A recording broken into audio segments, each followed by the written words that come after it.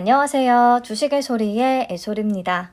네, 4월도 어느덧 S바이오메딕스 단 한 개의 일정만 남겨놓고 있는데요. 다가오는 5월은 또 가정의 달인 만큼 돈 나갈 곳이 꽤 많잖아요. 4월보다는 실속을 더 챙길 수가 있을 것인지 현재까지 확정이 되어 있는 5월의 공모주들 미리 워밍업 해보는 시간 가져보겠습니다. 제가 그동안 워밍업이라는 단어의 뜻이 무색하리만큼 너무 많은 정보를 워밍업 영상에 담으려고 했던 것 같아서요. 이번에는 진짜 간단하게 맛보기 정도로만 쭉 훑어볼게요. 첫 번째 종목은 큐라티스입니다. 백신 개발 기업이에요. 요즘에 제약바이오가 진짜 자주 등장을 하네요. 주력 제품은 성인 및 청소년용 결핵 백신과 차세대 mRNA 코로나19 백신으로 나뉩니다. 결핵 백신은 지난해 7월 글로벌 EB 3상 임상시험 계획을 승인을 받았다고 하고요. 임상 단계가 좀 꽤 진행이 되긴 했네요. mRNA 코로나19 백신은 mRNA 백신 중에서는 국내 최초로 임상 1상 시험 계획을 승인받았다고 합니다. 자, 큐라티스의 공모 관련 조건들부터 살펴보면요. 신주 모집 100%고 공모가 밴드는 6,500원에서 8,000원을 제시했어요. 그래서 공모액은 약 227억 원에서 280억 원 정도가 되겠고요. 시가총액은 약 1,747억 원에서 2,150억 원 규모가 되겠습니다. 유통 가능 비율은 42.77%로 높은 편이고요. 기존 주주의 비율도 29.75% 높다고 할 수가 있겠죠. 금액으로도 약 747억 원에서 920억 원, 조금 부담스러운 수준으로 보이고요. 상장일에 유통 가능한 물량을 보유한 기존 주주는 대부분 FI, 재무적 투자자들이거든요. 그래서 이들의 투자 단가를 좀 파악해 볼 필요가 있겠습니다. 그래서 규모 메리트는 없다. 그리고 회사가 백신 개발 외에 국내와 해외에서 바이오 신약을 개발하고 있는 기업들을 대상으로 CMO와 CDMO, 위탁 생산과 위탁 생산 개발 사업도 영위를 하고 있거든요. 그러면서 매출이 좀 큰 폭의 성장을 보여주고 있는 거고요. 그럼에도 불구하고 적자폭이 계속 심화되면서 22년 기준 완전 자본 잠식 상태에 빠져 있는 상황이긴 합니다. 그래서 재무 상태를 봤을 때는 이번 상장이 조금 시급했다라고 할 수가 있겠고요.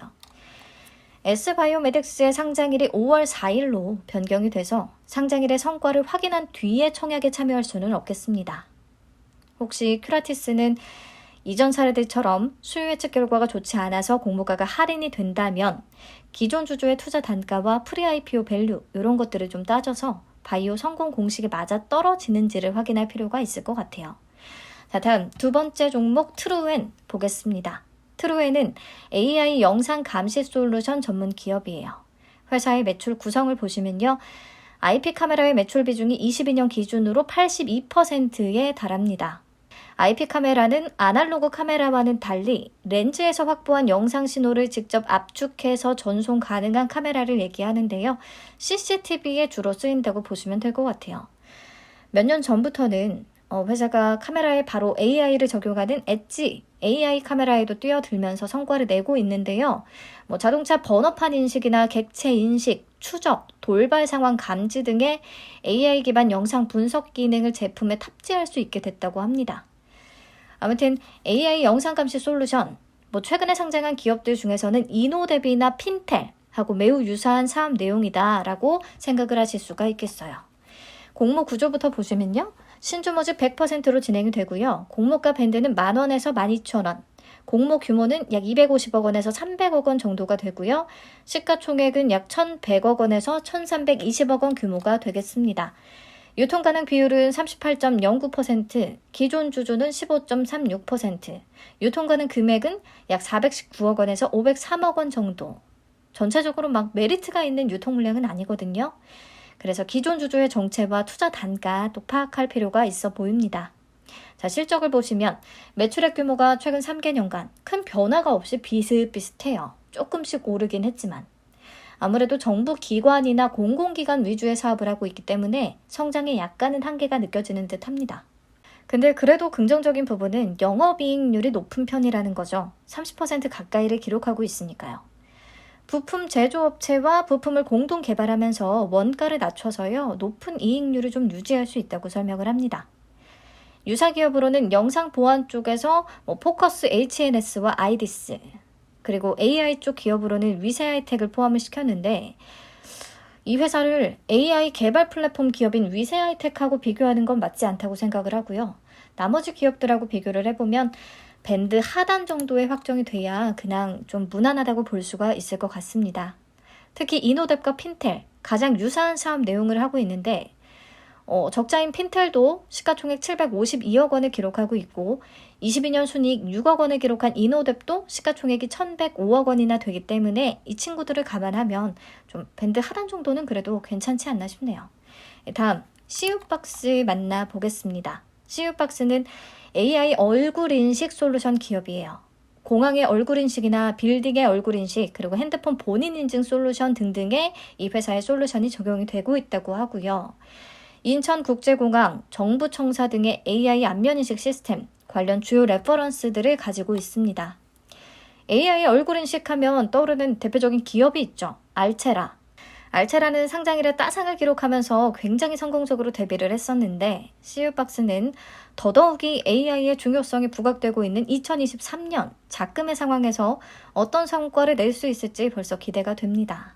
자, 공모 조건을 보면 공모가 밴드는 17,200원에서 23,200원이고 공모 규모는 약 258억 원에서 348억 원 정도가 될 예정이에요. 근데 유통 가능 물량과 금액이 좀 부담입니다. 49.03%고요. 기존 주주 비율이 34.73%나 되거든요. 기존 주주 정체의 투자 단가 파악이 필요하겠고요.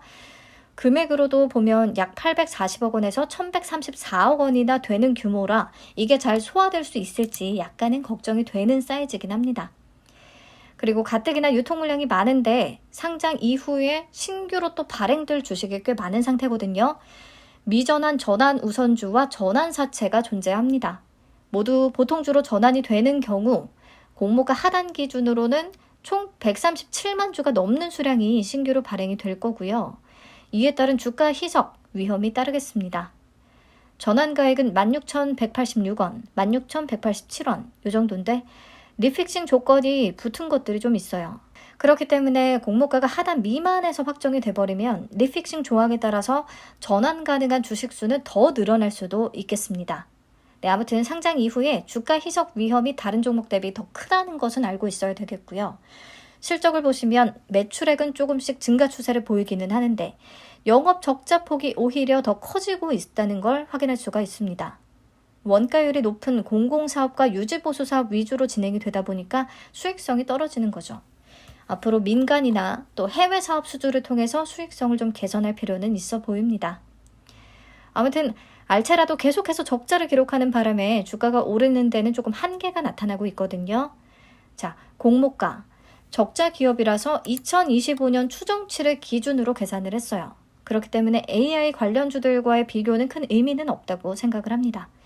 그냥 22년에 139억 원의 적자를 기록했던 알체라의 시가총액 4월 21일 기준 2,448억 원 정도라는 거 참고를 해볼 수가 있을 것 같아요. 상단 기준의 시가총액이 알체라보다 낮기는 합니다. 넘어가서 마녀공장 보시죠. 오랜만에 화장품 관련주가 상장을 하네요. 천연 유래 성분의 자연주의 기능성 스킨케어 제품을 주로 다루고 있고요. 주력 제품은 국민 클렌징 오일인 퓨어 클렌징 오일이라고 합니다. 올리브영 어워즈 클렌징 부문의 1위 제품이래요. 국내 매출은 이 퓨어 클렌징 오일이 책임을 지고 있다면 일본에서는 갈락 나이아신 2.0 에센스가 대박이 났다고 합니다. 그 밖에 비건 라인인 아워비건, 퍼퓸 라인인 바닐라 부티크, 색조 라인 노머시라는 브랜드를 보유하고 있습니다. 자, 코로나19로부터 점점 해방이 되고 있는 시기라서 화장품 섹터도 나쁘지는 않을 것 같아요. 자, 공모 구조 보시면 신주무지 100%고요. 공모가 밴드는 12,000원에서 14,000원. 공모 규모는 약 240억 원에서 280억 원.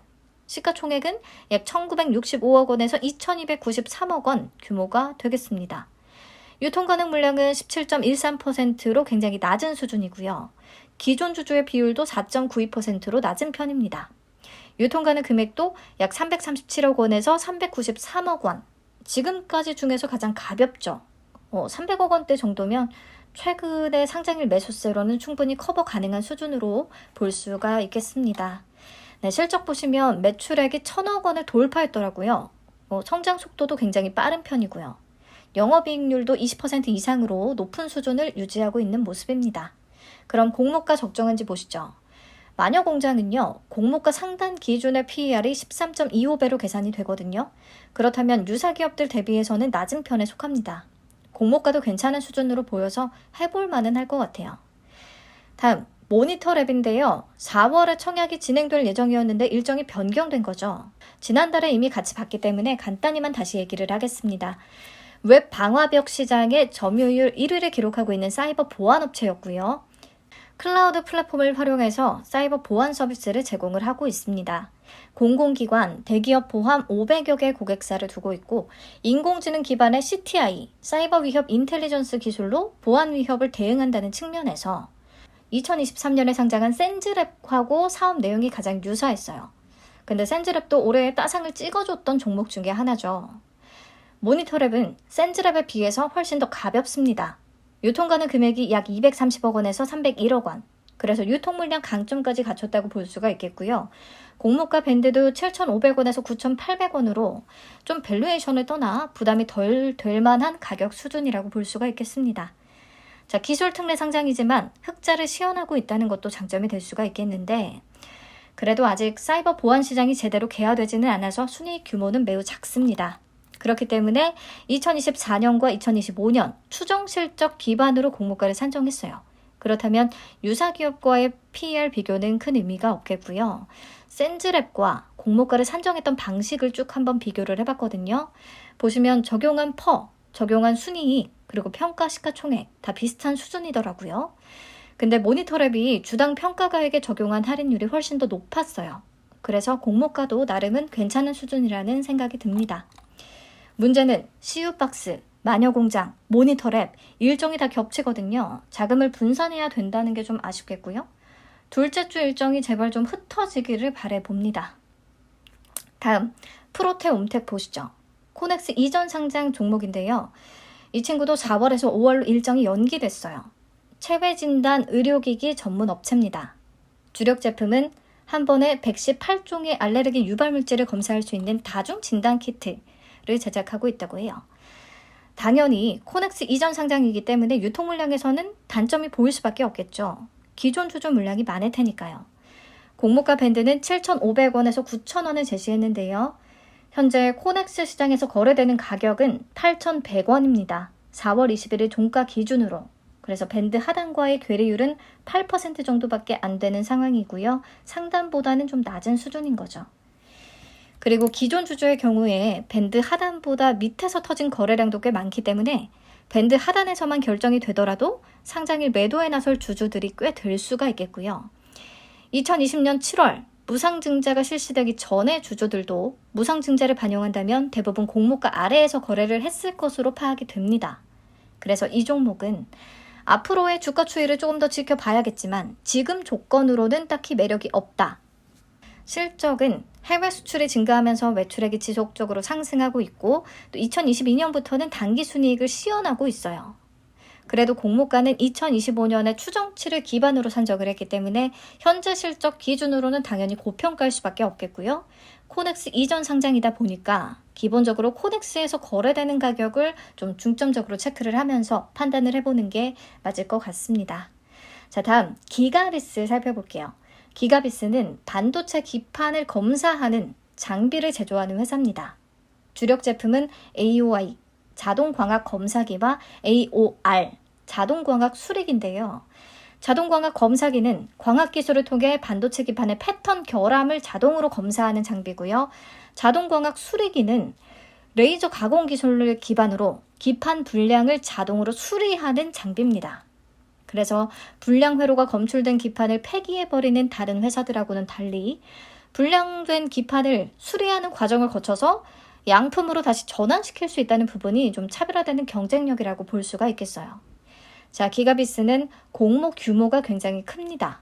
지금까지로는 상반기 최대 규모가 되겠는데요. 공모가 밴드 34,400원에서 39,700원, 공모 규모는 하단 기준으로도 약 763억 원이나 되고요. 시가총액도 하단 기준 4,360억 원, 상단 기준 5,032억 원이 되겠습니다. 유통가능 비율은 23.20%인데 금액으로 계산을 하면 하단 기준으로도 1,000억 원이 넘는 사이즈예요. 자, 우선 기가비스는 반도체 검사 부품을 만드는 마이크로 투 나노 상장의 성과에 영향을 받을 것 같고요.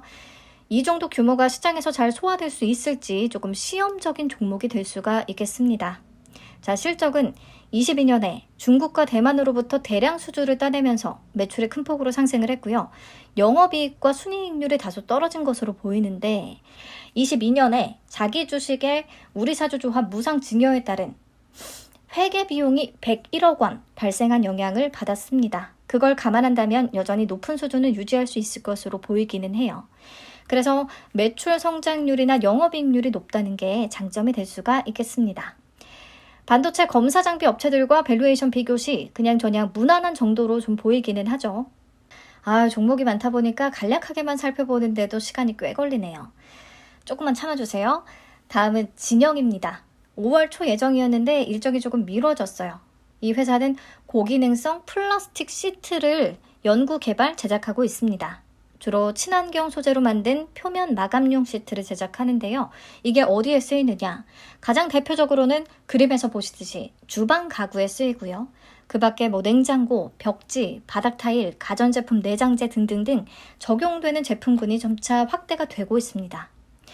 LG화학과 손에 잡고 이 친환경 소재를 개발한 거라고 하고요. 3년 만에 해외 매출이 6배로 성장할 만큼 빠른 속도로 시장을 선점하고 있습니다. 자, 5월 종목들 중에서 규모 메리트가 가장 커요. 공모가는 3,600원에서 4,200원.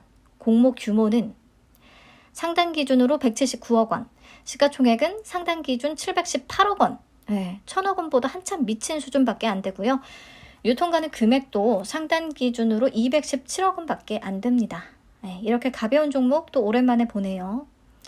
실적을 보면 2021년에는 20년 대비해서 고성장을 이뤘고 22년에 조금 주춤한 모습을 보이고 있어요. 중국 상하이가 봉쇄된 영향을 좀 받은 듯 하고요. 그래도 영업이익률과 당기순이익률이 3개년 꾸준히 상승세를 이어가는 모습입니다. 자, 공모가는 유사 기업과 비교해서 볼 때 공모가 상단으로도 낮은 펄을 기록하고 있기 때문에 비교적 저렴하다라고 느껴질 수가 있을 것 같네요. 기본적으로 또 공모가가 10,000원 미만이기 때문에 더더욱 그렇겠고요. 그래서 이거는 청약 한도나 경쟁률이 좀 문제가 될 듯 합니다. 자, 마지막 나라셀라예요. 나라셀라도 일정이 밀린 거죠. 제가 이미 기업 분석 영상을 따로 올렸었는데 내용을 좀 참고하시면 될 것 같고요. 한번 피어 그룹을 정정하기는 했지만 그럼에도 공모가 고평가 논란이 계속되자 정정신고서를 다시 제출하고 공모가 밴드를 조정합니다. 20,000원에서 24,000원으로 변경이 됐고요. 그로 인해서 공모 규모나 시가총액, 유통가는 금액, 사이즈가 조금씩 줄어들긴 했어요. 자, 계속해서 문제가 제기되고 있는 공모가 산정 내역에 대해서만 다시 말씀을 드리고 넘어가도록 하겠습니다. 첫 번째 증권신고서에서는 루이비통을 피어그룹에 포함시켰던 것이 대표적으로 논란이 됐었죠. 주류 관련된 매출 비중이 낮은 데다가 규모에 있어서 차이도 엄청 큰 회사니까요. 그래서 주류 관련 매출이 50% 이상인 회사로 좀 제한을 시키면서 정정신고서를 제출합니다. 그래서 롯데칠성음료와 루이비통 그룹이 빠졌고 이탈리안 와인 브랜드가 새롭게 편입이 됐었죠. 그런데 적용된 퍼에는 큰 차이가 없었습니다. 그리고 또 문제가 제기됐죠. 유사 기업에 선정이 된 회사들은 다 자체적인 브랜드의 주류를 직접 제조하고 유통까지 하는 회사였어요. 근데 나라셀라는 단순하게 유통만 하기 때문에 제조사와 같은 밸류를 줄 수 있냐라는 거죠. 이거는 제가 이전에 올린 영상에서도 좀 강조했던 부분입니다. 이런 부분을 회사가 느꼈는지 정정신고서를 또다시 제출을 한 거예요. 아마 와인업계에서는 첫 상장이기 때문에 나라셀라의 밸류가 굉장히 중요할 거거든요. 그래서 대중들의 반응을 좀 바로바로 반영해주고 있기는 한데 보시죠. 이번에는 유통업계에 초점을 맞춰서 도소매업 중심의 기업 가운데 수출입 내역이 존재하는 회사만을 선정을 합니다. 그래서 최종적으로 선정된 기업이 화장품 글로벌 유통 플랫폼을 운용하는 실리콘투, 그리고 이탈리아 와인 유통사인 콤파니아 데이 카라이비, 그리고 이탈리안 와인 브랜드는 그대로 포함을 시켰습니다. 보시면 또다시 적용된 퍼는 22.06배로 20배 이상이에요. 근데 제가 지난 영상에서 살펴봤을 때 식자재나 이 식품 쪽 유통사들의 밸류는 매우 낮은 수준이었거든요. 10배가 채 안 됐었죠. 반면에 지금 실리콘2는 사실 플랫폼 기업이기 때문에 더 높은 점수를 받고 있는 거거든요. 화장품 쪽이라 밸류가 다른 측면도 있지만 화장품이면서 플랫폼 업체라서. 그리고 나머지 해외 기업들은 당연히 상장되어 있는 시장 자체가 다르기 때문에 그 밸류를 그대로 쓰기는 조금 그렇다고 생각을 하고요. 그래서 아무튼 제가 좀 전체적으로 느낀 느낌은 솔직히 적용되는 펄을 20배 이상, 23배 근처에 계속 유지하려고 애쓰는 것 같이 보였어요. 그래서 여전히 공모가에 대한 평가는 좀 갈릴 것 같다는 생각입니다. 네, 여기까지 해서 5월의 공모주 9개 간단히 살펴봤고요. 오늘 내용 한 장으로 정리해본 표니까 참고를 해주시면 될 것 같아요. 조건만 놓고 봤을 때 괜찮아 보이는 부분은 제가 노란색으로 음영을 쳐뒀으니까요. 겹치는 부분이 많은 종목 위주로 우선 표면적인 조건에 우선순위를 둬볼 수가 있겠습니다. 자, 일정이 너무 몰려있다 보니까요. 제가 일정 시작하기 전에 기업 분석 영상을 회사마다 다 따로 업로드할 수 있을지는 확신이 없는데요. 최대한 필요한 내용들은 좀 미리 살펴볼 수 있도록 영상을 만들어 보도록 하겠습니다. 자, 주말에도 영상 시청해 주셔서 정말 감사합니다. 남은 시간은 좀 여유롭게 보내시고요. 저는 내일 S바이오메딕스의 1일차 마감 데이터 가지고 다시 찾아올게요. 안녕.